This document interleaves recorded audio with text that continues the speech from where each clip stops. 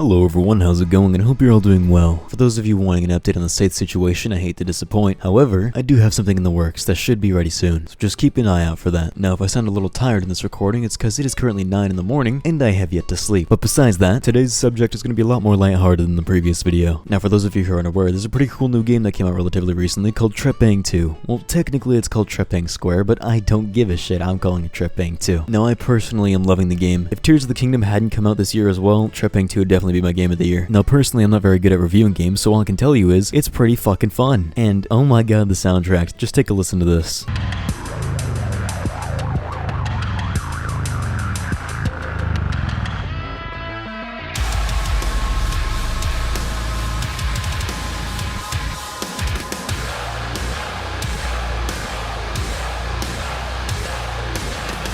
When you have a banger-ass soundtrack like that, that at least brings it up like 2 points on the rating scale. But that's all besides the point, because today's video is not a review about Trepang2. We're going to be checking out someone else's review on Trepang2. Well, he says it's not a review, but what else are you going to fucking call a video? And this absolutely wonderful reviewer is someone I'm sure you're very familiar with, by the name of Under the Mayo. He is very well known for his awful takes on games like Halo and Ultra Kill. And today, I plan on adding Trepang2 to that list. Now, the title of this absolutely wonderful video is The Confused Design of Trepang2. And after going further into this video, you'll see that really the only confused one here is fucking Mayo. But without further ado, go ahead and sit back, relax, and let's check out Trepang2's Confused Design.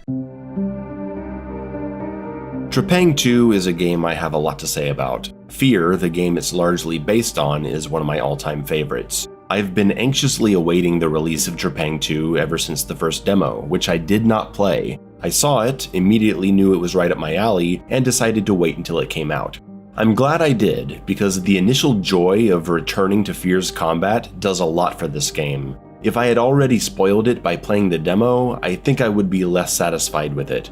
Because I am kinda unsatisfied. Now, this is going to be the first contradiction of many, but let me get this straight. You just said that you're glad you didn't play the demo because you would have been unsatisfied if you did. But yet you're still unsatisfied even after playing the full game and not playing the demo before. So which one is it? Are you glad you didn't play the demo, or are you still unsatisfied with the fucking game? Really not starting off to a good start here. Now I'm going to skip ahead about 3 minutes here because really this whole part is him praising the game and we don't need to hear all that. Let's just skip straight to the interesting parts. However, I'm far less happy with the stamina system because I feel it's confused. I'm not against the game having stamina. I do love the idea of killing enemies giving you a stamina boost. So if you're always in the action, you're never out of stamina. Super cool mechanic. But there's two things that are just killing me.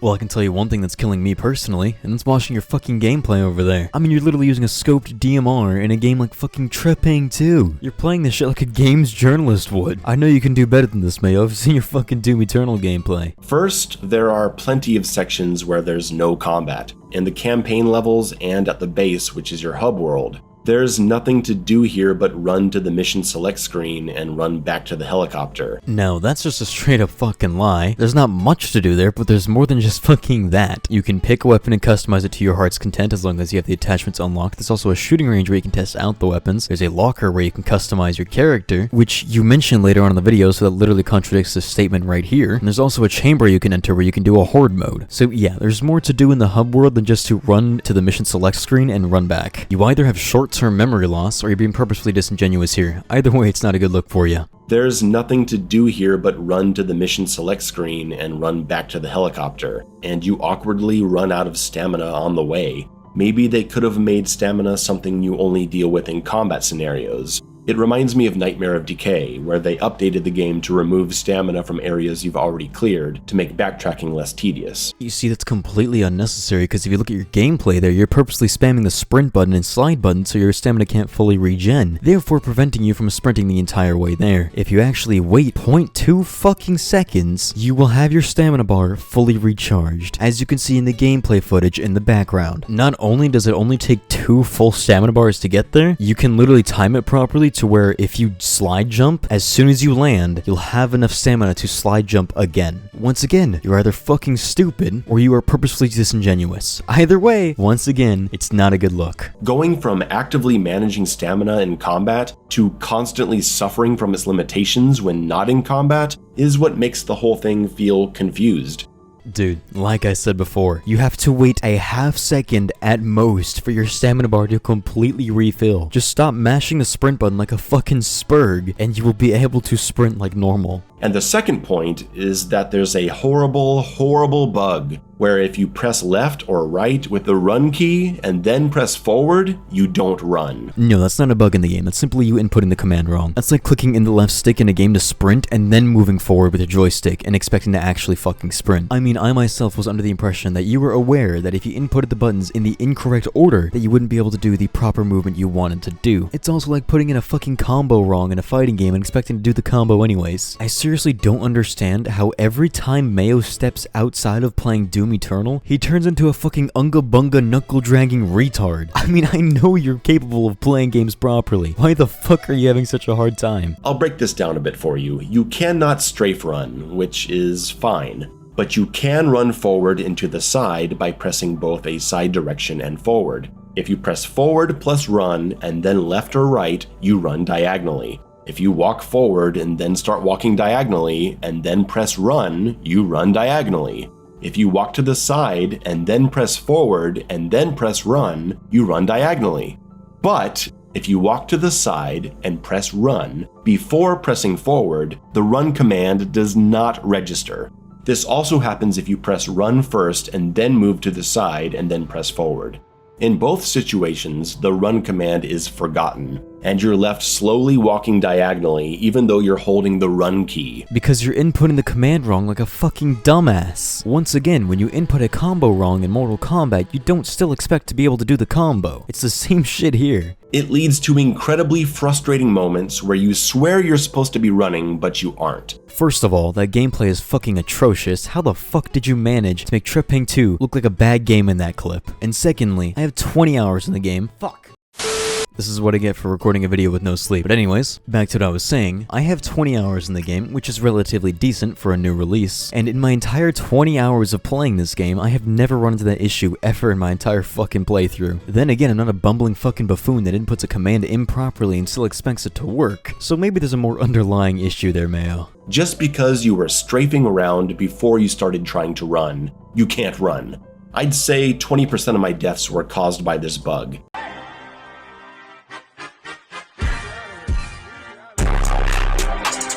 No, that's a fucking lie. There's no fucking chance that it took you that long to realize that if you keep inputting it wrong, you don't run. And how the fuck does that lead to a death? Are you running towards the enemy? Because if you're trying to run away, why aren't you cloaking instead of running? This sounds like the definition of a fucking skill issue. Please, please, please fix this. How does something like this go unnoticed 3 years after the demo came out? Because you're the only retard dumb enough to keep fucking doing it. So, on the topic of things feeling confused... Oh, what, you mean like your video? I want to discuss the weapon carry number and the modification system. Fuck, maybe next time. For a game so inspired by fear, and significantly ramping up the action and the number of enemies on screen, and the variety of enemy types, it's baffling to me that they would reduce the weapon number from 3 to 2. First of all, I don't care if it's getting annoying at this point. This dude's playing fucking Trepang2 like it's a stealth game. Secondly, they didn't reduce any weapon limit. This isn't Fear 3, this is Trepang2. It's its own fucking game. The weapon limit has always been 2. They didn't reduce anything. This is a completely different game. Stop trying to act like Trepang2 is a fucking sequel to Fear, because it's not. I simply do not understand this limitation. And I still don't understand your fucking video even after watching it 3 times over, but here we are. 3 was a good number in Fear. Exactly, in Fear. This is not Fear, this is Trepang2, a completely different game. You could have a shotgun for close encounters, an assault rifle or SMG because they're fun, effective, and versatile, and then keep a pistol on you for emergencies, or a sniper rifle, or the penetrator. Combat always felt very expressive because of this. I just want to point out this is a little bit of a contradiction because Mayo is pointing out that because of the freedom that Fear gives you to hold more weapons than Trepang, it gives you more player expression. Just keep that in mind later in the video because he directly fucking contradicts that later on. In Trepang2, only having 2 weapons severely impacted my enjoyment and experimentation. I mean, I'm not gonna put down this shotgun, it's too good, it's too fun, so I can only pick up 1 other weapon from the other 6 or however many there are. Okay, well, a shotgun and a DMR pretty much cover my every need. I don't think you could have picked a more unfun weapon combo if you fucking tried. Maybe if you picked a weapon that complemented Trepang2's gameplay loop, you would have had more fucking fun. But no, instead you picked a DMR with a scope and sit in the back of the fucking map headshotting people, instead of picking something like a Chris Vector and fucking mowing people down point blank. No wonder you didn't have fucking fun with the weapons sandbox, because you didn't use the actual fun fucking weapons. God, you're fucking stupid, Mayo. There's no other way to fucking put it. You're literally the type of person to restrict his weapon loadout in Doom Eternal to have more fun, but you can't do the same thing for any other fucking game. I don't understand it. But man, if I could just hold one more weapon, I would at least pull it out here and there out of a sense of curiosity and improvisation. Dude, if you're not having fun using your current weapon loadout, then pick up a different fucking gun. It's that simple. Like, it's not fucking rocket science. I mean, you literally said you were disappointed with the gameplay of Trepang2. When you're sitting on your ass scoping people in like a fucking little bitch, I can understand why you'd be disappointed, because you're not playing the game in a fun fucking way. I mean, you literally encourage experimentation in a game like Doom Eternal, but God forbid you have to do it in any other fucking video game, am I right? It's so bizarre to me that they would do it this way.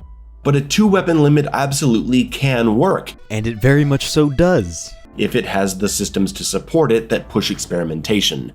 Halo is the perfect example. Yeah, you only have 2 weapons in Halo, but in Halo you run out of ammo on the battlefield and you run around picking up other weapons to improvise with. Now personally, I don't know jack shit about Halo CE's campaign, so I'm gonna go ahead and let someone take over who does know something about it. Psycho, take the wheel.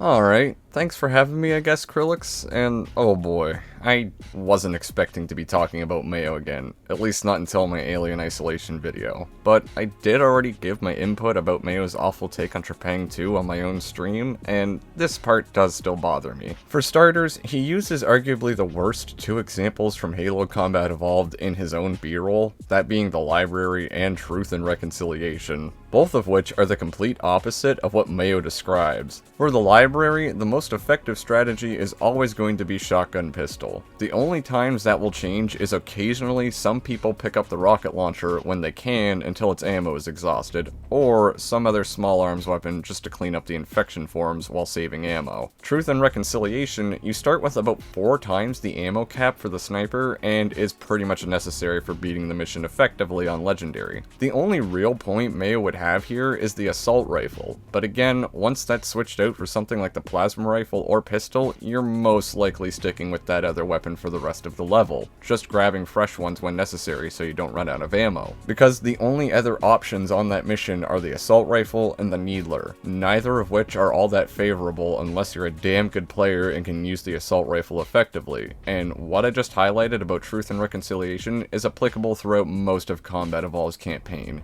Yet again, a case of Mayo speaking ignorantly about a game he doesn't understand. Alright, well, I said my piece, and that's about all I have to offer, so, yeah. Fuck off, Krilix. Thank you, Psycho, and for those of you wondering, the stream he mentioned will be in the description below. And let's continue with the retardation. And yes, this happens in Trepang2 as well, sometimes, but some of you may remember a little game called Halo Infinite that completely broke the Halo combat loop by 1. Allowing you to pick a fully stocked weapon of your choice before every mission, and 2. Most importantly, scattering ammo boxes around the map, allowing you to refill the ammo of your preferred weapon. God, this is fucking stupid. No, Halo Infinite did not completely break the combat loop of Halo. Yes, you had the ability to grab a weapon of your choice at a fob, but for one, if you were to grab one of the special variants, you would not be able to refill that with any normal weapon, so you would eventually have to drop it for something you find on the battlefield, and the ammo crates don't just refill every gun you have. I mean, if you have a rocket launcher or a sniper, like heavy weapons, you're gonna be hard-pressed to find any heavy ammo crates anywhere in main missions. And secondly, ammo crates are not that common in main missions. There are going to be multiple scenarios where you have to drop your empty gun in order to be able to fight back. This is a perfect example how you just do not understand video games. Now, instead of being pushed into experimentation through ammo limits, you can just run around with the same 2 guns of your preference the whole time and approach every mission the same way. Once again, no you cannot. Ammo crates are not everywhere in Halo Infinite when you're playing the actual story missions. In fact, there will be several situations where you have to drop both the guns you came in with. Oh, and another thing I forgot to mention, I don't know if you knew this, Mayo, but there's also ammo caches in almost every other single Halo game before Halo Infinite. They don't look like the boxes you find in Infinite, but you'll find them and look like chocolate bars almost. This just goes to show that you don't know jack shit about Halo Infinite's combat loop. I never put down the battle rifle because I never had to.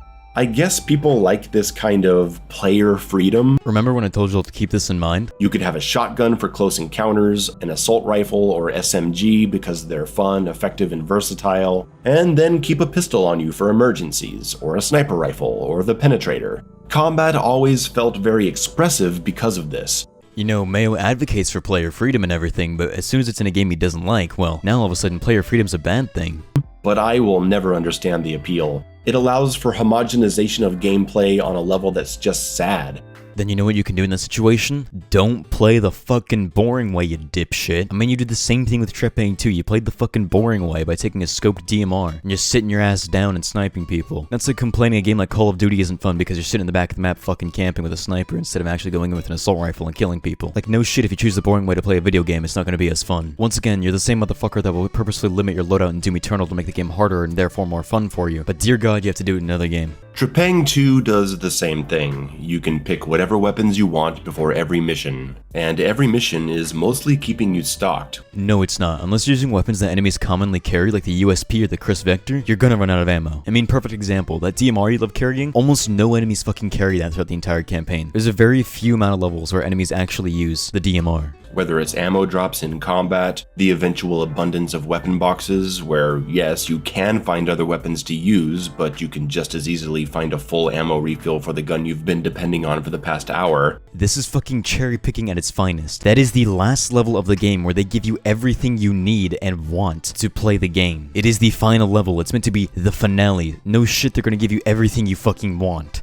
Or side mission weapon boxes where you can use credits to refill guns at any moment before, after, or even during combat rounds. You see, the thing with those buy stations though, the more you buy a single item, the more expensive it gets. Eventually to the point where you will have no hope of buying that item again, no matter how many waves you go through. I mean, that system right there is directly encouraging you to buy other things and to experiment. It is a little odd how you don't mention that though. It's almost as if you wanted to purposely leave that out to further push your narrative.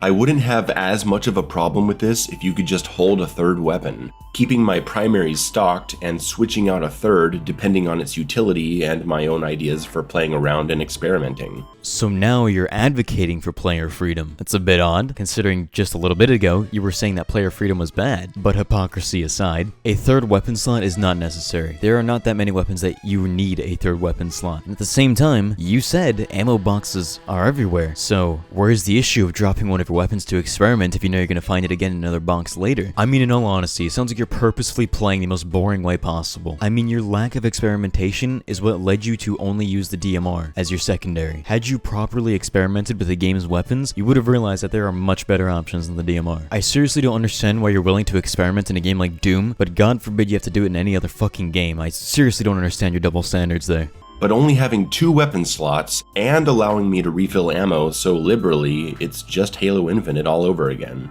Occasionally I ended up in situations where I had to throw down my shotgun and pick up a rifle with only 30 bullets, use it up, and then grab something else, and these were some of the best moments I had. They're just so few and far between because the game seems dead set on making sure I'm as comfortable as possible. It's so weird because Fear regularly had me in situations where I gotta set down that low ammo penetrator or assault rifle because picking up a new gun with full ammo is a more advantageous position going forward. Well, first of all, if Trepang2 were to add a 3-weapon carry limit, that would further decrease the amount of situations where you have to pick up a weapon off the ground. But secondly, there are in fact several situations throughout the campaign where you will have to pick up a weapon off the ground if you're not using the USP or the Chris Vector. I mean, when you first encounter the zombie fuckers, I literally ran out of ammo on every single gun I had and had to scour the fucking map for any semblance of ammo I could find. The different weapons you find are also dependent on the enemies you're fighting. For example, the Spec Op dudes are more likely to carry kitted out weapons such as the Hellion or the Spas-12, versus standard conscripts are more likely to carry the Chris Vector or the USP with no attachments. And at the same time, this game isn't fucking Fear. It's its own game. Yes, it was inspired by Fear, but that doesn't mean it has to be fucking Fear. If you want to play Fear, go fucking play Fear. I'm not saying I didn't have fun or experiment in the sandbox. I did. I like this combat. There's good challenge and excitement to be had. But it certainly isn't as well designed as Fear regarding weapon variety incentive.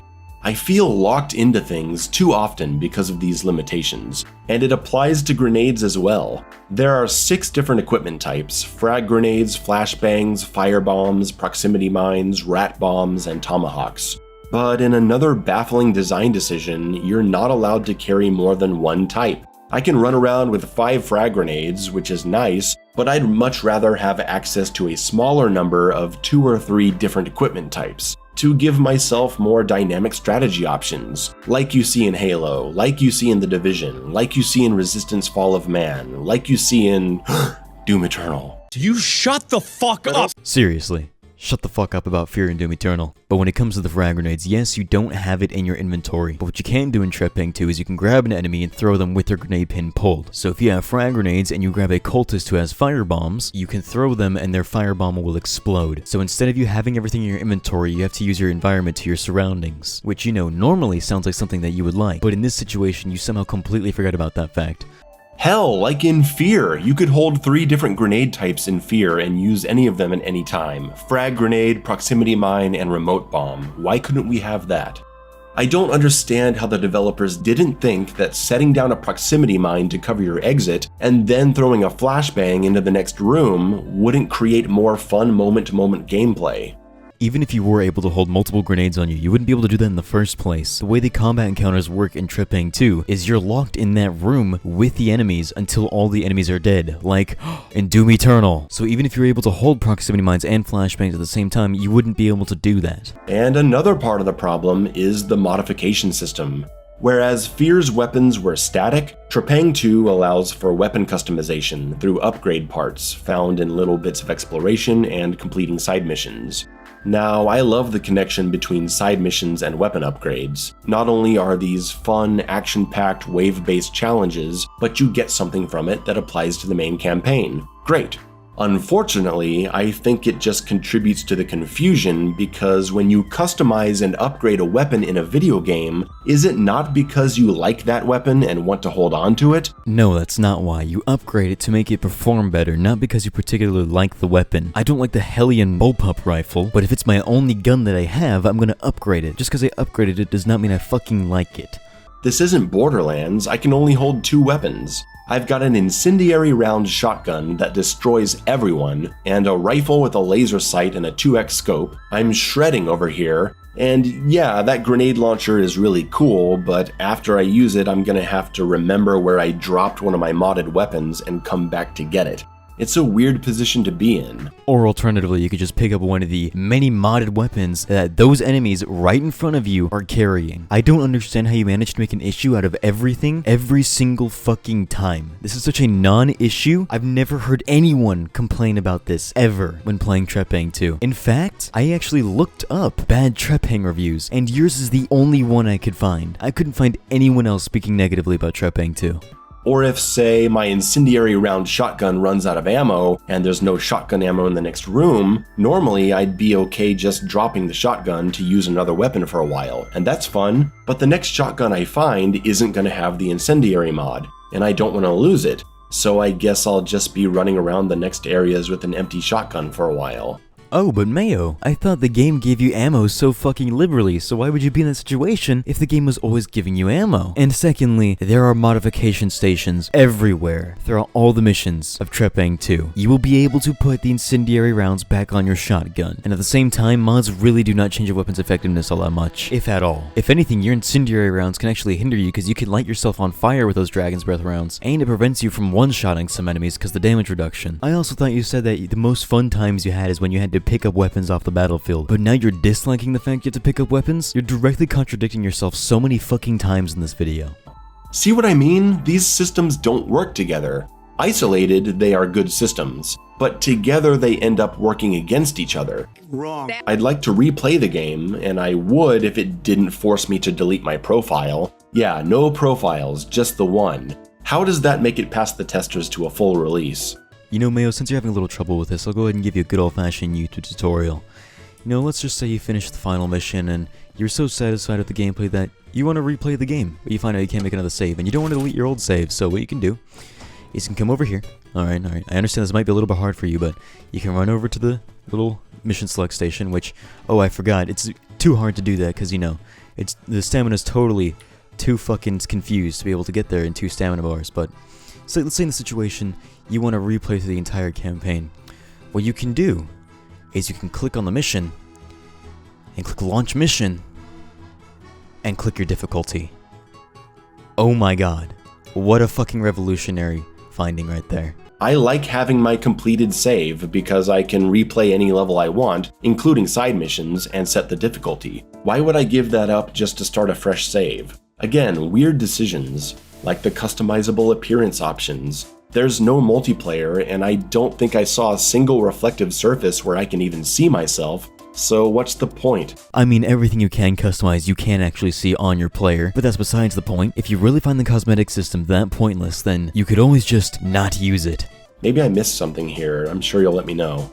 Alright, that's all I have to say. Again, I like Trepang2. It'll be in my best games of the year list for sure. I'm just also disappointed by it. Bro, I'm disappointed by your entire channel's fucking existence. But that's pretty much the end of the video there. The rest is just his outro, and we don't need to see all that. I honestly don't think I've seen a more contradictive review of a video game in my entire fucking life. I mean, pretty much every single point that Mayo made here directly contradicts himself later on in the fucking video. And at the same time, he tries to use games like Halo as an example when he has no fucking clue how Halo's combat loop works. You love to fucking see it. Now that's pretty much everything I have to say on that. The next video will hopefully be an update on the state of the situation if things go according to plan. So make sure you keep an eye out for that. But thank you guys so much for taking time every day to check out this video. And you know, if you liked it, leave a like. If you disliked it, leave a dislike. If you want to see more of this kind of content in the future, maybe even go ahead and subscribe. But at the end of the day, all that shit is optional. And I hope you have a wonderful day or night whenever you may be watching this, and hopefully, I'll see y'all next time.